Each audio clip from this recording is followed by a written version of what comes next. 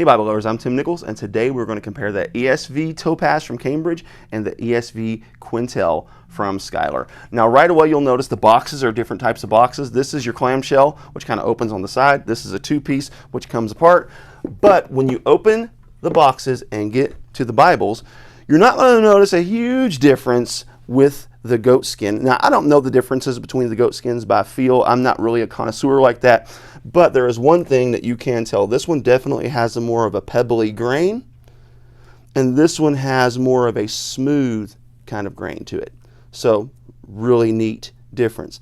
Cambridge usually puts Holy Bible gold stamped on the cover. Your Quentel or your Schuyler is going to have the Jerusalem cross.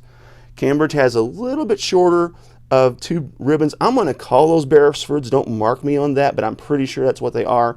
And then, of course, with your Schuyler, you're going to get three fantastic, long, beautiful Beresford ribbons. Those are just gorgeous. So when you open them, move into the liner. You're going to have a calfskin liner, and you're going to have your paper edge sheet with edge lining, and it's going to be the same with your Schuyler. But this one, check that out. It has a red accent, gold perimeter. Their corners look really, really good. Schuyler always does great with their corners. Now, Cambridge, I was a bit disappointed. Those corners are very average. Very average.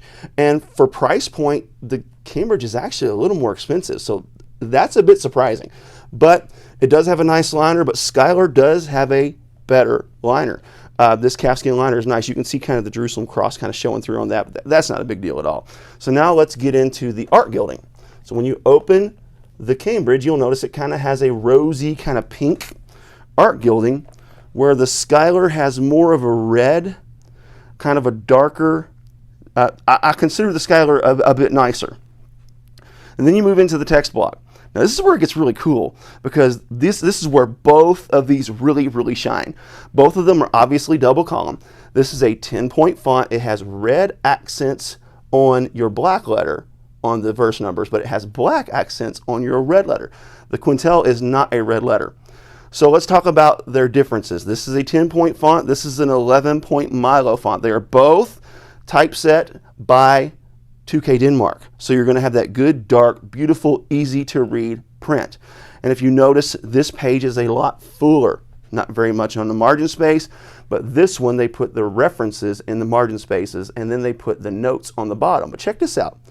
In the Quentel, they put the references on the bottom, but then they put your notes in the corner, which is a really interesting touch, because one of my biggest complaints with bottom references is that it's very difficult to separate them from the notes, but the Quentel kind of addresses that issue. And they also have some red accents, but the verse numbers are black. This is a verse-by-verse layout.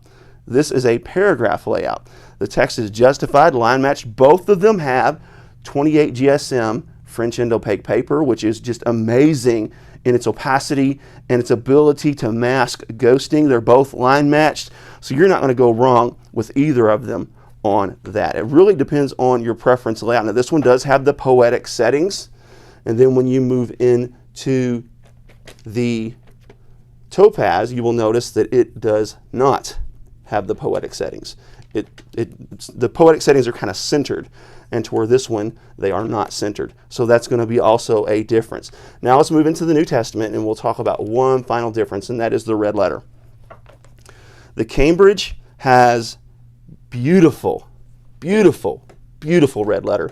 This is the only red letter I've ever seen that I would say beats the comfort print.